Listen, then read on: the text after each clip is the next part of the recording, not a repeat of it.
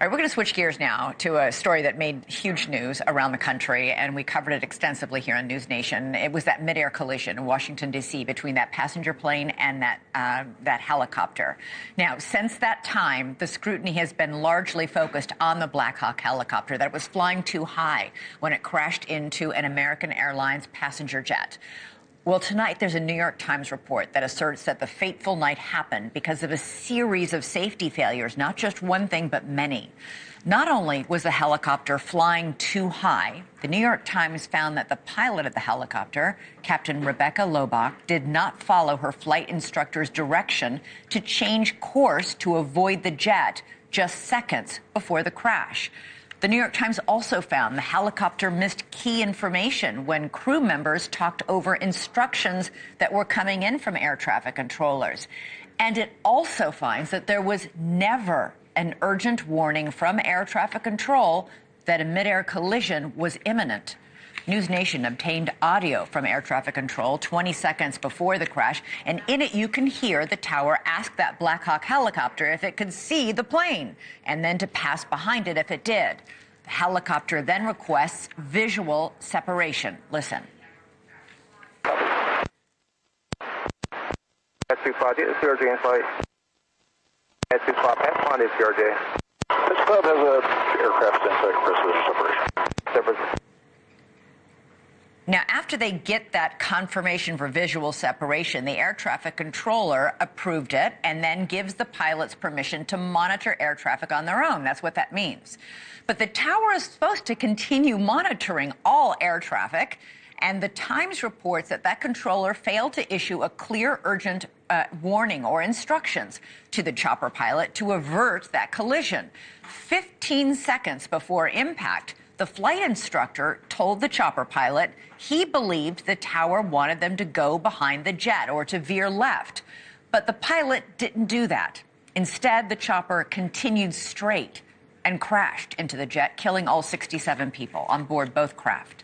Joining us now is Matthew Whiz Buckley. He's a veteran military pilot, familiar with this exact route in and out of Reagan National Airport. Matthew, this crash appears to be the result of, I don't know, inexperience combined with overconfidence, combined with failure of equipment? Good evening, Elizabeth. I think you got answer D, all of the above. As you alluded to in your intro, any aviation mishap is a series of links in the chain. You pull out any one of those links and the mishap doesn't occur. In this case, from the air traffic controller to the Captain Lobach flying to the instructor pilot. And let me lead with this as part of our brief. If the New York Times reporting is accurate, the formal report obviously will come from the Army and the NTSB. I want to be clear. Even though Captain Lobach was flying the aircraft, the instructor pilot is solely responsible for this mishap. Now, a lot of civilians might not understand that. She was flying the aircraft. She is part of the cause. The air traffic controller call we can talk about as well if you'd like to. But at the end of the day, we'll get to that in a second.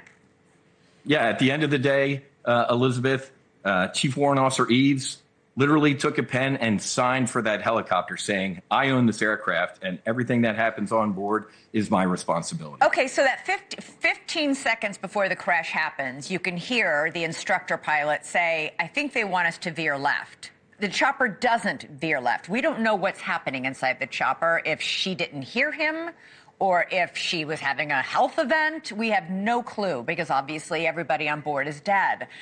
But the instructor pilot also has control, doesn't he? Couldn't he have taken control and veered left instead?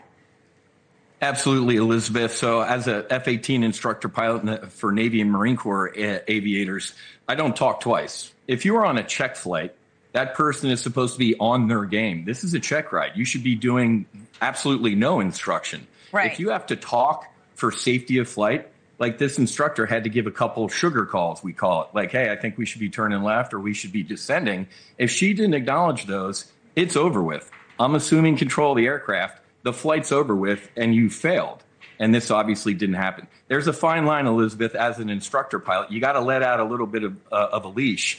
But if it's going to result in a safety of flight issue, you have to take the flight controls. And then, of course, we've got the fact that the air traffic controller who was working alone, there was often two people doing this job that one man was doing that night, that there was never a clear, urgent warning, even though you could hear the collision alert in the background when you can't hear it from the audio that we've played for you, but if you amplify it, you can. Mm-hmm. There was no warning from the air traffic controller, like, collision imminent, veer left, urgent, urgent. There was nothing like that.